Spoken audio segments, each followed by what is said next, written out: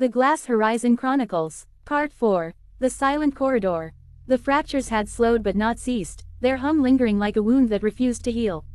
Elara Vey, the Custodian, walked the glass horizon often, listening to the resonance that only she seemed to truly understand. Yet one night, as the stars shimmered beyond the transparent alloy, she felt something different, a silence, heavy and unnatural, pressing against the hum.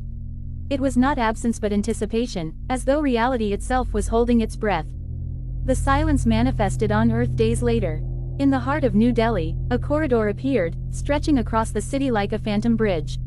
It was not built of steel or glass but of shimmering void, a mirror of the glass horizon itself. People called it the Silent Corridor, for within its walls no sound existed. Voices died, footsteps vanished, even the heartbeat seemed muted.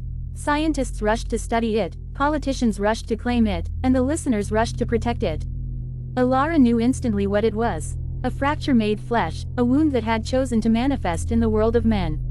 She traveled to New Delhi, stepping into the corridor with the same dread she had felt years ago in Aurelia. The silence was suffocating, yet within it she heard something deeper, a whisper of timelines colliding. Shadows flickered along the walls, alternate versions of humanity bleeding through. She saw herself as a soldier, as a tyrant, as a mother who had never left Earth. Each shadow was a possibility, each one a warning. The exploiters saw opportunity. They believed the Silent Corridor was a portal to alternate realities, a chance to plunder futures where humanity had triumphed. They sent teams inside, armed with resonance dampeners and fracture stabilizers. None returned. The corridor consumed them, folding them into timelines where their ambition had already destroyed them. Yet still, more came, driven by greed and desperation. Elara stood at the center of the corridor, surrounded by shadows of herself. The beings of light appeared once more, their prisms flickering with sorrow. They spoke without words. The corridor is not a door. It is a mirror. It shows what could be, not what should be.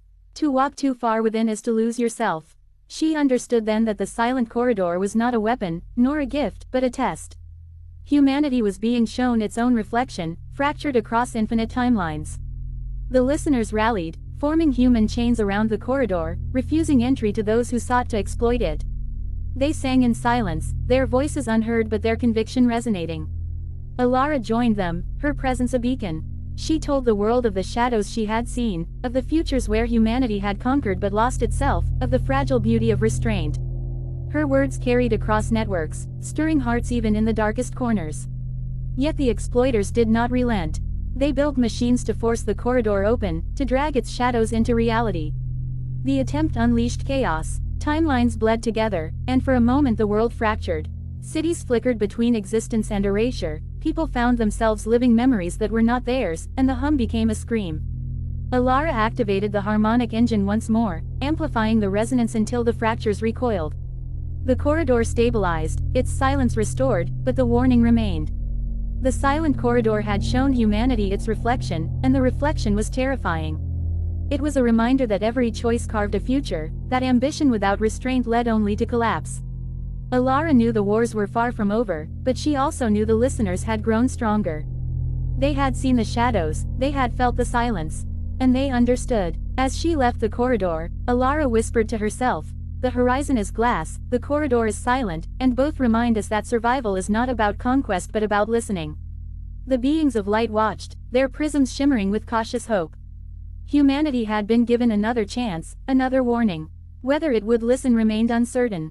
And somewhere beyond the fractures, in timelines yet unseen, shadows of humanity waited, watching, wondering if the glass would shatter or endure.